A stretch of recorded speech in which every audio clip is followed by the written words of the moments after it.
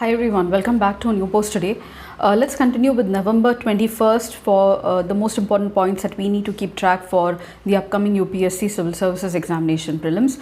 And the very first is about the second India CARICOM Summit that happened in Georgetown. In Guyana in November 2024, and this was the second summit, and the first India CARICOM Summit was held in 2019. So CARICOM is a community of the Caribbean nations, and we are improving our ties with the CARICOM countries. Prime Minister offered assistance to the CARICOM countries in 7 areas. Let me tell you that this organization was set up in 1973 by the Treaty of Chaguaramas and replacing the Caribbean Free Trade Association. The headquarters is located in Georgetown, and the 5 associate members of CARICOM are Anguilla, Bermuda, British Virgin Islands, Cayman Islands, Turks and Caicos Islands. The 15 members are Antigua and Barbuda, Bahamas, Barbados, Belize, Dominica, Grenada, Guyana, Haiti, Jamaica, Montserrat, St. Kitts, Nevis, St. Vincent, Grenadines, St. Lucia, Suriname, Trinidad and Tobago. And CARICOM's goals are to promote economic integration, ensure equitable and sharing of benefits, and coordinate in foreign policy.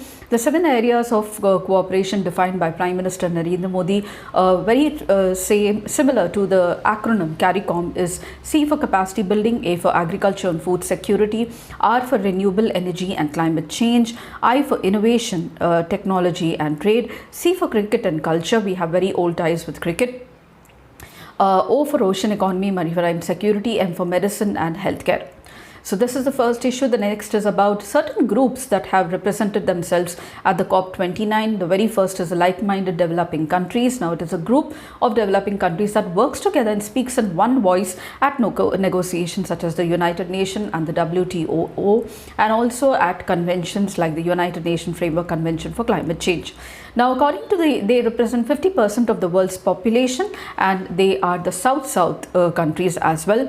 So, according to a Chinese diplomat, the member countries include the like-minded group countries like Algeria, Bangladesh, Belarus, Bhutan, China, Cuba, Egypt, India, Indonesia, Iran, Malaysia, Myanmar, Nepal, Pakistan, Philippines, Sri Lanka, Sudan, Syria, Vietnam, Zimbabwe. However, this is not the list. This is complete list. There is another list that is given in 2023. Look at it.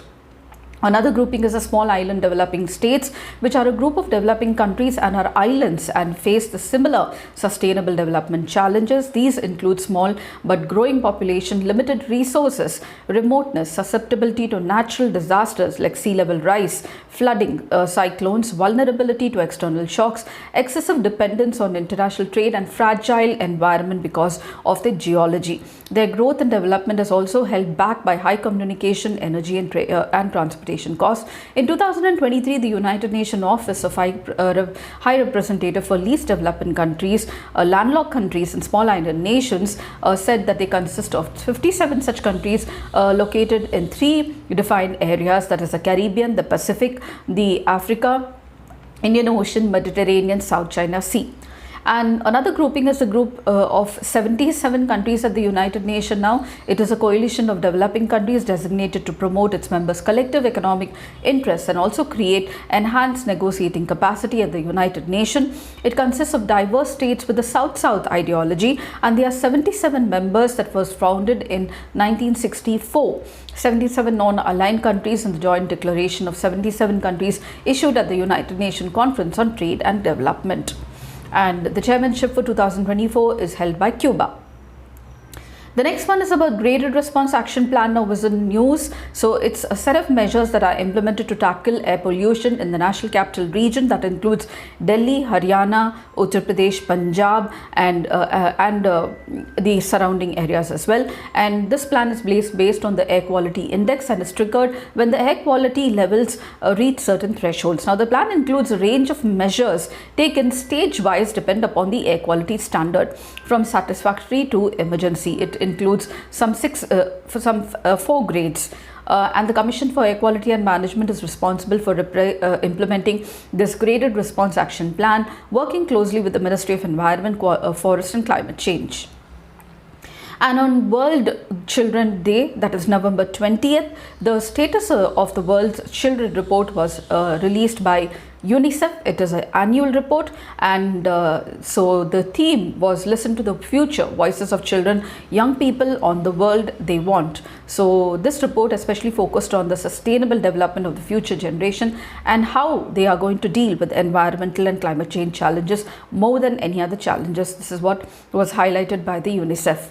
So these are some of the issues I thought I should be tracking for you for November 21st. If you did, please do like, share and subscribe, and don't forget to comment at the end of the video. I shall see you tomorrow in another most important post on the most important topics that you need to keep track for the UPSC Prelims. Until then, it's very happy learning.